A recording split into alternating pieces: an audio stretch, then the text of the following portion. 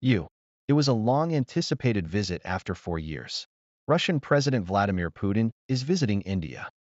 The visit is scheduled for Thursday and Friday, December 4th and 5th, to meet Indian Prime Minister Narendra Modi. The two leaders intend to hold discussions on strengthening their strategic partnership. Historically, the two nations have been connected through defense cooperation, but since Russia's large-scale military action in Ukraine in February 2022, they have also established an energy partnership that has grown increasingly important. What key insights should we have about this Russian-Indian partnership, and how do Western nations, particularly the United States, view this meeting? Hi, this is Blanche. I hope you're doing well. Today's topic covers one of the major news stories of the day. He had not visited India since 2021. Vladimir Putin arrived in New Delhi, the capital of India, on Thursday for a two-day official visit on December 4th and 5th to attend the 23rd Russia-India Summit. Before exploring the topics scheduled for discussion at this summit, what connections exist between India and Russia? Since India's independence in 1947, the USSR, and later Russia, have remained close allies of the nation, particularly in the field of defense cooperation. For many years, India sourced nearly all of its military equipment from Russia, including missiles, aircraft, tanks, and aircraft carriers. Between 2010 and 2014, roughly 70% of India's imported weapons were supplied by Russia, according to the Stockholm International Peace Research Institute. In recent years, India has started to diversify its defense acquisitions, purchasing fewer arms from Russia and more from the United States, Israel, and France, particularly fighter aircraft. For context, during the period from 2020 to 2024, Russia accounted for 36% of India's arms imports, compared with 55% between 2015 and 2019. Nevertheless, Russia continues to be a significant strategic partner. For instance, most Indian fighter aircraft are Sukhoi models, produced domestically under a Russian licensing agreement. The two nations have also collaborated on the development of the BrahMos supersonic missile system. The name BrahMos is derived from the Brahmaputra River in northeastern India and the Moskva River that flows through Moscow. From a political standpoint, Narendra Modi maintains a notably close relationship with Russia. For instance, he did not publicly denounce the extensive military action in Ukraine, and during his trip to Russia in July 2024, shortly after an airstrike on a children's hospital in Kyiv, the Ukrainian capital, he refrained from issuing any criticism, even referring to Vladimir Putin as a friend. In summary, that covers their relationship, but what will be discussed at this summit? The primary topic will be armaments and defense. According to the independent publication The Moscow Times, citing information from Bloomberg, India intends to initiate talks regarding the purchase of advanced defense technology, including Sukhoi Su-57 fighter aircraft and S-500 air defense systems. India already operates over 200 Russian-made fighter jets, along with multiple S-400 air defense and missile interception systems. The second topic, which I briefly mentioned in the introduction, relates to energy, specifically oil. It is important to note that prior to February 2022, India purchased only a small amount of oil from Russia. However, after the G7, a coalition of the world's 7 major economic powers, implemented sanctions on Russia, the price of Russian oil declined significantly, making it highly appealing for India and resulting in substantial benefits for the country. Within a few months, the share of Russian oil in India's imports rose from 2% to 33%, driving a sharp increase in trade between the two nations, from $13 billion in 2021 to 2022 to $68 billion in 2024 to 2025. However, this approach has recently faced challenges, as the United States introduced new sanctions targeting major Russian energy companies Rosneft and Lukoil, prompting several Indian firms to halt their purchases of Russian oil entirely. Since these sanctions were introduced in late November, India's imports have dropped by around 30%. Russia, which relies heavily on oil exports to support its economy, and ongoing military actions in Ukraine, is now seeking alternative methods to navigate the restrictions. This context also explains the purpose of Vladimir Putin's visit to India, accompanied by senior executives from Rosneft, aimed at pursuing new agreements and strengthening energy cooperation. However, these discussions might not be well received by U.S. President Donald Trump. Earlier this summer, he raised customs duties on Indian goods in an effort to pressure India to scale back its imports of Russian oil. The pressure may intensify further, as a new U.S. legislative proposal, the Sanctioning Russia Act, includes provisions for imposing extremely high tariffs, potentially up to 500%, on countries that continue purchasing Russian energy. The third segment of this meeting focuses on trade matters. As mentioned earlier, India imports significant amounts of oil, gas, and military equipment from Russia, but its exports to Russia remain relatively limited. The trade deficit, the gap between the total value of imports and exports, has grown substantially. India thus aims to restore balance in this partnership, with a particular focus on the pharmaceutical, agricultural, technological, and automotive sectors. The objective is to shift from a dynamic where India primarily purchases and Russia primarily sells, toward a more balanced and mutually beneficial partnership. Conversely, Russia seeks to broaden its range of economic partners to reduce dependence on the West and attract more foreign investment. Finally, from a diplomatic perspective, this visit carries strong symbolic significance. As mentioned earlier, Russia has faced Western sanctions and isolation since the start of the conflict in Ukraine. Vladimir Putin's visit to New Delhi underscores that Russia continues to maintain important partnerships, including with India, which has chosen to pursue an independent stance rather than aligning fully with the policies of the United States or Europe.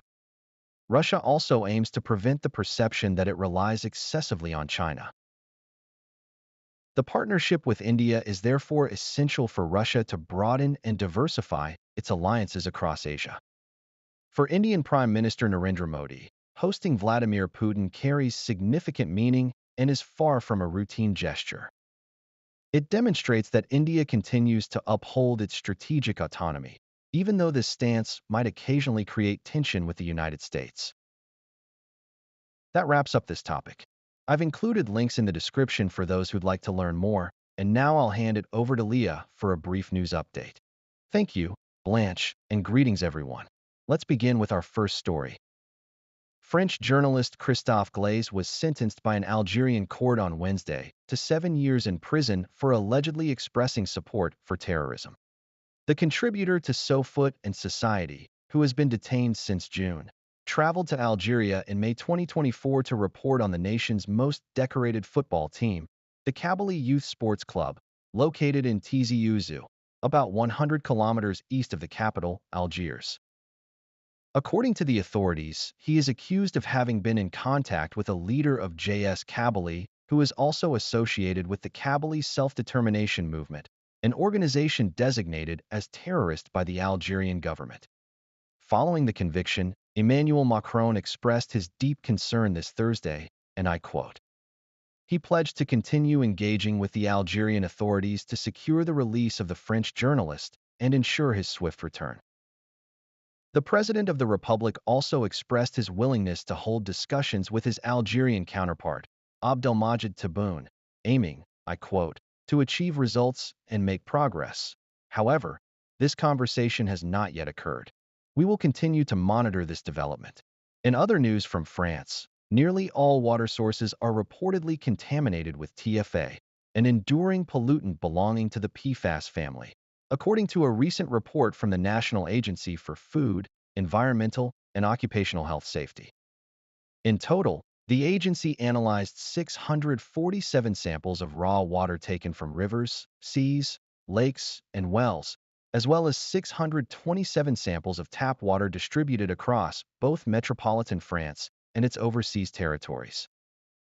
The findings have confirmed the warnings previously issued by researchers and environmental organizations in France and abroad. However, the levels detected by ANSES remain below the threshold established by the French General Directorate of Health, indicating no immediate health risk. However, it is important to note that this limit has no regulatory value under current European rules, and therefore does not ensure the harmlessness of TFA. At the same time, the Pesticide Action Network, PAN, Europe reported in a study published on Thursday that cereal-based foods, such as bread, pasta, and breakfast cereals, are widely affected by this pollutant. I've included links in the description for those who wish to learn more. For the third piece of news, an agreement was reached overnight from Wednesday to Thursday to regulate the development of plants produced through new genomic techniques, NGT, in agriculture within the European Union. These terms may sound a bit complex, but simply put, it refers to a scientific process that enables the genetic modification of an organism without adding foreign DNA, unlike traditional GMOs. This technique, endorsed by major agricultural unions, makes it possible to cultivate plants that are more resistant to climate change and require fewer fertilizers. This compromise, reached between the European Parliament and the member states of the European Union, also eased certain existing regulations for some NGTs, which will now be classified as conventional varieties. Plants that are resistant to herbicides or capable of producing insecticidal properties will not be permitted on the market, and NGTs will not be authorized in organic farming. Agricultural organizations, including COPAC and OGK, have called for a simplification of the regulations to ensure that Europe remains competitive with the United States and China, where NGTs are already permitted. However, several NGOs and representatives of the organic farming sector have criticized what they describe as a potentially risky development that could pose significant challenges to agriculture and food production, as emphasized by the NGO Polinis. In the fourth news item, Lebanese and Israeli civilian officials participated this Wednesday in a meeting of the Ceasefire Monitoring Organization in southern Lebanon. This is highly significant, as it marks the first direct talks in over 40 years between the two nations, which remain officially in a state of conflict. Lebanese Prime Minister Nawaf Salam stated that these talks did not constitute, in his words, peace negotiations. This meeting took place as Israel warned of a possible escalation in Lebanon, where the Israeli military continues operations against Hezbollah, an Islamist Lebanese group designated as a terrorist organization by many countries, despite a ceasefire that was implemented a year ago. Israel accuses Hezbollah, an ally of Iran, a long-standing adversary of Israel, of rearming itself. It is worth noting that talks were also held between U.S. envoy Morgan Ortagus and Israeli officials, including the foreign minister, who stated on Platform X that disarming Hezbollah is essential for Lebanon's future and Israel's security. Fifth news item. The rights of children receiving psychiatric care in hospitals are reportedly being severely compromised, according to Dominique Simonot, the controller of places of deprivation of liberty. In her report, she criticizes the widespread and unwarranted use of isolation and physical restraint, measures that restrict a patient's movement. Even for children receiving voluntary care, meaning those hospitalized at the request of a guardian or individuals holding parental authority. The report also highlights the deterioration of certain hospital departments, overburdened teams, and a lack of sufficient training among staff. In response to this situation, the General Controller of Places of Deprivation of Liberty specifically called for the establishment of a legal status for minors hospitalized in psychiatric facilities and for the explicit prohibition of isolating or restraining these minors. According to the Technical Agency for Hospitalization Information, in 2023, a total of 52,000 children between the ages of 4 and 17 received inpatient psychiatric care. Sixth news item. Glycemic sensors used by individuals with diabetes have been widely recalled in 17 countries, including France, due to a malfunction reportedly linked to 7 fatalities and 736 serious incidents, according to Abbott, the American pharmaceutical company that manufactures them. Glycemic sensors are compact medical devices inserted just beneath the skin, typically on the arm, that continuously monitor blood sugar levels, or glycemia, without requiring multiple finger pricks each day. In this instance, the issue involves the Freestyle Libre 3 and Freestyle Libre 3 Plus devices. According to the company, the malfunctioning devices originated from a single production line, and the firm has notified health authorities in all countries where the products were distributed. According to Abbott, approximately 3 million faulty sensors were distributed in the United States alone. Finally, we conclude with positive news for animal welfare. Starting in September 2026, the use of animal fur will no longer be permitted at official New York Fashion Week events. This announcement was made on Wednesday by the Council of American Fashion Designers. Specifically, the council will cease promoting animal fur in any events within the official New York Fashion Week program, including its social media platforms and official website. According to its president, this initiative aims to inspire American designers to be more mindful of the fashion industry's effect on animals. It is important to note, however, that this restriction will apply only to fur obtained from animals that were specifically raised or harvested for that purpose. The policy will not extend to materials, quote, obtained by indigenous communities through traditional subsistence hunting practices. For comparison, London Fashion Week has prohibited the use of real fur since 2023 and banned exotic animal skins, including those from snakes and crocodiles, since the end of 2024.